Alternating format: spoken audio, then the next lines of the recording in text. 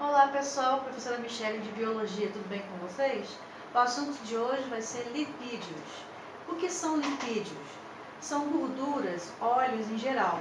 Mas já nessa primeira figura a gente já observa, né? Quais são os tipos de óleo? Tem óleo de origem animal, de origem vegetal, mas como é que eles funcionam e comprometem o nosso organismo? Vamos entender um pouquinho hoje. Então, são formados por ácidos graxos e álcool, principalmente o glicerol. São moléculas orgânicas apolares, que significa isso? Que não são diluídos em água, já que a água é uma substância polar. Então, polar só vai fazer o quê? A solubilidade de outra substância polar. O óleo, o lipídio é apolar, então eles são insolúveis em água, ou seja, eles são estruturas hidrofóbicas. Coloquei essa estrutura aqui, esse exemplo, para a gente entender um pouquinho o que é isso. Aqui é a representação da membrana plasmática das células, o modelo mosaico fluido. Ela é uma bicamada lipídica, né, onde eu tenho aqui essa parte de cima, que é a cabeça hidrofílica e a cauda hidrofóbica. Hidrofílica significa que tem o quê? Afinidade com a água. E hidrofóbica é aquilo que tem aversão à água. Já que é uma camada fosfolipídica, tem lipídio, por isso que ela não combina com água, porque as substâncias, né, como lipídio, são apolares e são insolúveis em água, ok? Então, quais são as principais funções dos lipídios? Primeiro, ser reserva energética. O carboidrato, ele é a principal fonte de energia para o ser humano ou para os organismos vivos em geral. Só que, na falta de carboidrato, eu posso adquirir energia através dos lipídios, né? Então, os triglicerídeos que são armazenados no organismo, né, são necessários como fonte energética. E aqui nós temos a foto das células do nosso tecido adiposo, onde são armazenadas as nossas gorduras. Então, na falta de carboidrato, eu posso utilizar lipídio para fazer energia? Posso.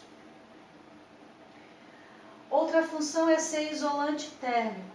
Então, esses animais, né, que vivem em ambientes frios, como o urso polar, as baleias, etc. Esses animais conseguem sobreviver ao frio extremo, por quê? Porque eles têm uma camada de gordura muito espessa embaixo da sua pele.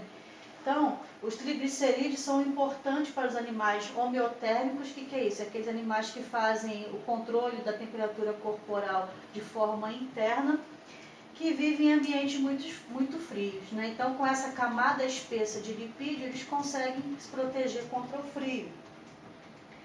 Também protege, né, em relação a uma proteção mecânica. Então, a gordura, ela absorve o impacto de um choque mecânico, alguma lesão, evitando lesão, né? Então, se eu tenho algum lugar que tenha bastante gordura, no que vai sofrer o impacto, a gordura amortece esse impacto. Também ela é estrutura de membrana, como eu mostrei naquela foto anterior, né? Tem ali a bicamada lipídica da membrana plasmática, onde ela é feita de fosfolipídio. Também pode ter a função de reguladora, ela regula hormônios como o cortisol, alguns hormônios sexuais, como a progesterona, o estrogênio, testosterona, né? E também as vitaminas que são solúveis em gorduras, são as vitaminas lipossolúveis. Quais são as vitaminas lipossolúveis? A vitamina A, vitamina D, vitamina E e vitamina K. Tá? Então, elas vão auxiliar no controle de diversas funções no organismo. E o baixo consumo de lipídio pode prejudicar a função, né, não só dessas vitaminas, como também dos hormônios esteroides, que são os hormônios sexuais. Também funciona como isolante elétrico. E aonde que a gente observa isso com maior facilidade? Qual o melhor exemplo? São os nossos neurônios. O neurônio é uma célula onde ela vai ter aqui várias estruturas. Aqui é o corpo celular, os dendritos, aqui fica o núcleo, onde fica o material genético dessa célula. Aqui nós temos o axônio e aqui a terminação do axônio. No axônio, ele tem várias estruturas aqui que são chamadas de bainha de mielina, que é uma camada lipídica que recobre esse axônio. E os espaços entre cada bainha de mielina chama-se nodo de Ranvier. O impulso elétrico, ele vem aqui pelo neurônio, passa pelo detrito, pelo corpo celular do neurônio, chega aqui no axônio, e quando ele chega aqui no axônio, ele vai pulando de nodo de Ranvier a nodo de Ranvier, passando o impulso elétrico até chegar à terminação do axônio, para onde ele vai saltar, né, fazer a sinapse, para que o impulso elétrico vá para outro neurônio. Se eu tiver destruição dessa bainha de mielina, que é essa camada lipídica que protege aqui o axônio, ele vai ter dificuldade de passar esse impulso nervoso. O impulso nervoso ou não vai passar, ou vai passar de forma muito lenta. Quais são algumas doenças que acaba acontecendo isso, de destruir a bainha de mielina e a pessoa ter problemas neurológicos?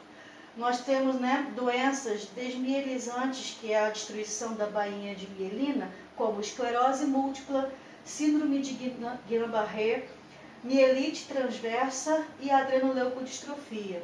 Então, são todas doenças, né, onde vai ter a destruição da camada aqui da bainha de mielina, dificultando a passagem do impulso nervoso, ou ele não vai passar, ou o que vai acontecer vai passar de forma muito lenta. E a pessoa vai ter problemas de locomoção, por exemplo, a adrenoleucodistrofia, né, que é aquele filme O Óleo de Lorenzo. O menino o Lorenzo no caso, né, tinha essa doença, o que ele começou a apresentar? Até os 5 anos de idade ele era uma criança normal. Depois, quando começou a destruição da bainha de mielina do neurônio, ele começou a ter dificuldades locomotoras para andar, para pegar objetos. Depois ele não conseguia mais se comunicar, falar, né? Ele desaprendeu a falar, tinha dificuldade de falar, tinha dificuldade de se alimentar e não comia mais, não conseguia engolir o alimento, então tinha que usar sonda nasogástrica, onde o alimento ia pelo nariz até o estômago através de uma sonda. Então tinha várias dificuldades, dificuldade de respirar sozinho, só respirava com a ajuda de aparelhos. É uma doença genética, né, transmitida de mãe para filho, e que essa doença destrói a bainha de mielina. Então o lipídio, ele é importante para fazer esse isolante elétrico, para que o impulso nervoso passe e a pessoa consiga fazer essas ações, como eu falei, né? Então, ele aumenta a velocidade de transporte dos impulsos nervosos dos neurônios. E como essa doença aqui, assim como outras também, acontece de destruir a bainha de mielina, a pessoa vai ter esses problemas, né? De locomoção, de aprendizado e etc. Ok?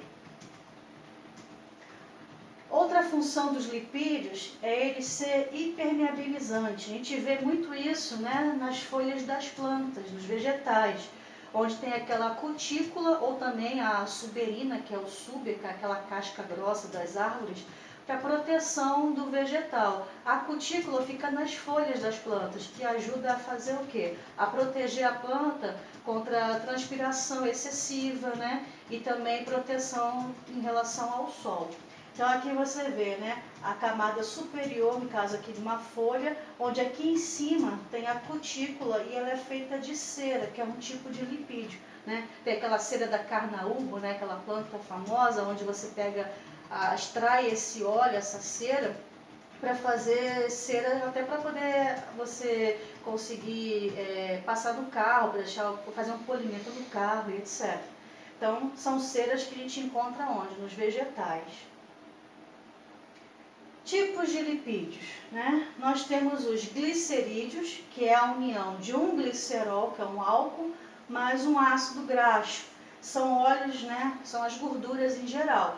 Quais tipos de gordura que existem? As gorduras saturadas, as insaturadas, as hidrogenadas e a gordura trans.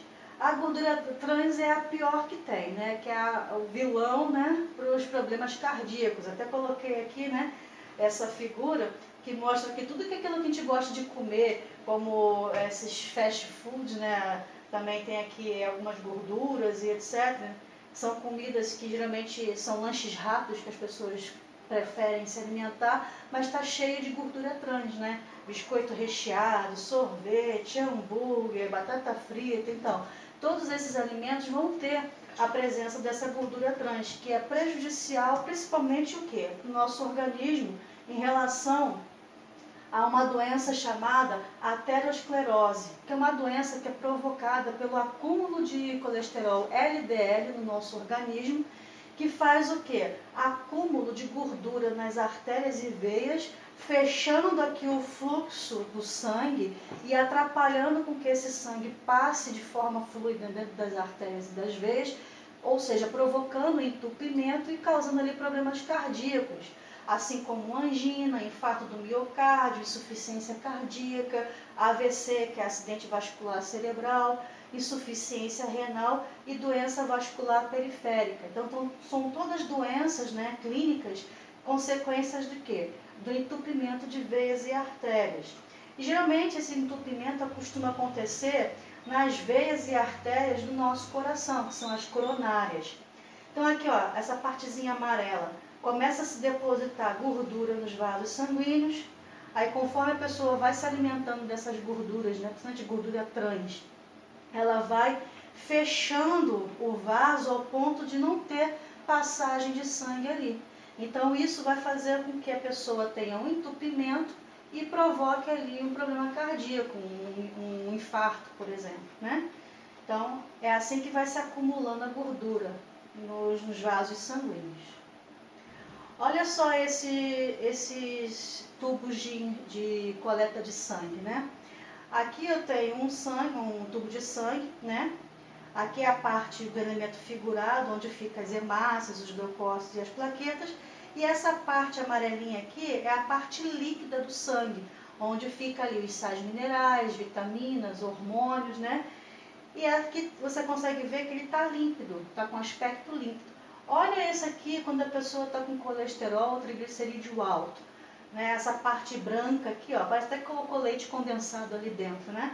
Então isso daqui, ó, é uma camada muito forte, muito espessa de gordura que está onde? No sangue da pessoa. Isso pode provocar o entupimento de veias e artérias, né? E quais são os dois colesteróis que geralmente as pessoas costumam verificar quando vai fazer um exame de laboratório? Além do colesterol total e do triglicerídeo, a gente também faz a dosagem do LDL e do HDL. O LDL é o colesterol ruim, é aquele que realmente, quando está depositado assim em grande quantidade no sangue, faz a aterosclerose, entupimento de veias e artérias. E o HDL é o colesterol bom, é aquele que a gente tem que ter no nosso corpo. Na verdade, a gente tem que ter um pouquinho de cada, de forma equilibrada. Eu tenho que ter um pouquinho também do ruim no sangue? Sim, porque ele equilibra a quantidade do colesterol bom no nosso organismo. Então, eu tenho que ter um pouquinho dos dois, mas é claro, na dosagem certa. Se eu tiver mais do ruim e menos do bom, eu vou ter problemas cardíacos. Então, o colesterol em quantidades apropriadas são importantes em várias funções do organismo, né? Então, o colesterol é a composição da membrana plasmática das nossas células. Então, só os animais possuem colesterol na membrana plasmática das células. Outros seres vivos não vão ter. Mas as plantas têm uma substância semelhante, que é chamada de estigmasterol. E nos fungos é o ergosterol. São estruturas semelhantes, mas não é o colesterol. O colesterol só vai encontrar em células animais. Temos também os sais biliares, que é aqueles que ajudam a degradar a gordura. Ele funciona como se fosse um detergente no nosso sangue. Então, se eu tenho ali uma quantidade de gordura que eu me alimentei, né, que fica ali presa no intestino, então os sais biliares, que é feito pela bile, que fica ali no fígado, vai eliminar esses sais biliares para poder fazer a degradação, a emulsificação da gordura. E também é precursor de hormônios sexuais, ou seja, ajuda na fabricação dos hormônios sexuais, como progesterona, testosterona, estrogênio, tá? Então, olha quanta função boa o colesterol tem, né? Não é só de entupir veia, também serve para fazer essas funções aqui. Temos também os esteroides, né, que vai fabricar justamente esses outros hormônios aqui. E temos os cerídeos, que são as ceras. Então, a cera pode ser de origem animal, como a cera das abelhas, como também de origem vegetal, que é a carnaúba, né, que é uma planta que eu já falei que é usada até para fazer cera para polimento de carro e etc. Outros lipídios, né? Esses aqui são outros lipídios e eles são bem importantes no nosso organismo. Nós temos as prostaglandinas, que são responsáveis pela resposta inflamatória no nosso corpo. Então, se eu tenho alguma inflamação no corpo, esse lipídio vai ajudar as minhas células de defesa a combater essa inflamação. Temos também a tromboxana, que ajuda na coagulação do sangue, lá, auxiliando as plaquetas a fazer esse processo.